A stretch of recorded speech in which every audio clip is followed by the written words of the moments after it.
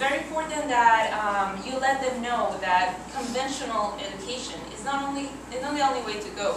You know, there is part-time education, there is night school. There are many options that the students can do along the way to get an education and also to get the experience that they require right now in every job. So, for example, volunteering work. There's so many organizations right now out there that can, where they can volunteer and they can learn and they can start, you know, getting progress while they wait to seek for an opportunity to get an education, right? There's also important that you know, really stress that part-time education is still education and that night school is still school. If they have to just take a few classes and because they don't have the financial stability to pay for the full thing at once, they can start just taking a few classes, but just stress to them that it's important that they continue their education. You know, for them to stop and just wait for something to happen, that's losing their life, that's losing their years. So it's very important that they continue education no matter what. Other thing is that in terms of students that you found out their status early on, if you know from when they're freshmen or you know these kids for a long time and you know that they're undocumented, you have to stress to them or encourage them to be the best ones. You know, the disadvantage that they have in terms of papers can, if they can turn it into an advantage if they know how to succeed in academically, in sports, in community activities. So that would be a great opportunity for you to develop someone that would have a lot more opportunities for scholarship and all of this if they succeed, you know, if they stand out among the crowd. Now, in the past, undocumented students have been graduated from some of these colleges. Now, these are very big names here in Massachusetts, and there are also different colleges around that accept undocumented students. So it's important that this is a list as an example that to give you guys hope and for you to know that, yeah, there are Harvard University kids that are undocumented. We just had Eric Valdez, who became really famous across the nation because they wanted to support him. Then in Tufts University, in several places, several colleges, and however, it's important that when you tell this to a kid, you keep it also real, because if they don't have the grades to enter, they have other options, you know?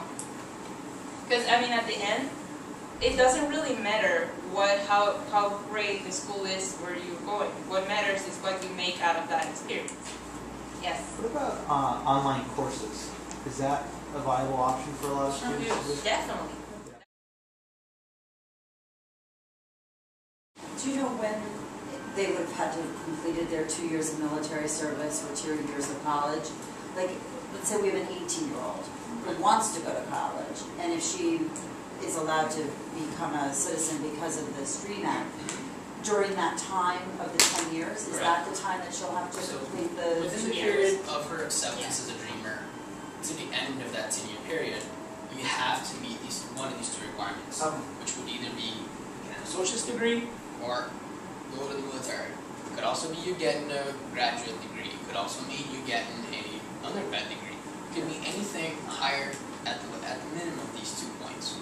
So that's what it really means, yeah. And even if they graduated already, when the DREAM Act is enacted, after they have to apply within a year. Yeah. And if they don't apply within a year, they're not going to be eligible. So they have to be aware that this is happening, so they don't miss deadlines. And also, if they graduate from high school, they also have within a year to apply for this. So it's for people that graduated out of high school or that had passed the GED. Yes? So is it right after they complete the 2 years of military or college they can apply? No. Or is there a certain amount of time? It'll be a year before the ending of your 10-year period, up to a year after, sorry, up to 180 days after the ending of your period. But you mean applying for citizenship? Yes. For the permanent resident status, yeah. All right, yes. Yeah, it'll be a little like a year and a half span in between the ending zone. What about kids who are in middle school? Right. They'll be exempt from deportation. And and they will be eventually given the opportunity to apply for the DREAM Act as long as they have already resided in the U.S. for 5 years. Okay. So, somebody that's in middle school today, and they came to the U.S. when they were 2 years of age, they're dreamers as well. Okay.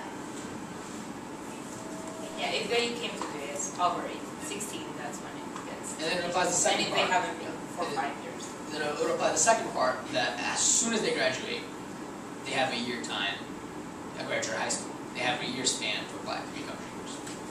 So the DREAM Act is a technicality also in terms of like finding, yes? So what about for somebody who graduated over a year ago, but they're still trying to go to school? Like graduated high school. They have a year to apply for the DREAM Act as the soon year as passes. Yeah, when it Because passes. it'd be within the age range. As long as they're under 29. Under. Right. So the person's 30 to Yes. Exactly. So in reality, this is like a 25-year span, potentially. Correct. One-time shot. Yes. Okay. Exactly. Yeah. So this goes along with a lot of advocacy work, right? And it's why I'm encouraging people to continue active in these causes, and not only in the DREAM Act, but next year we're going to go very strong in terms of in-state tuition. The governor of Massachusetts has already said that he's going to support the 131 recommendations of the New American Agenda, which is a very comprehensive agenda that the two most controversial things that media picks up all the time when he talks about it is the in-state tuition and the driver's license. So this is also going to be a huge fight, and I encourage you to hopefully next week the DREAM Act will pass, so we won't have to work anymore on that. We'll work on in-state tuition, and you can encourage your students to come out in this cause as well, to join people that are in their situation. So, in terms of resources for more information, and you know, the laws change really quickly. Even the DREAM Act bill in the past week has changed in language several times. It used to be up to 35 years old, now it's only 29.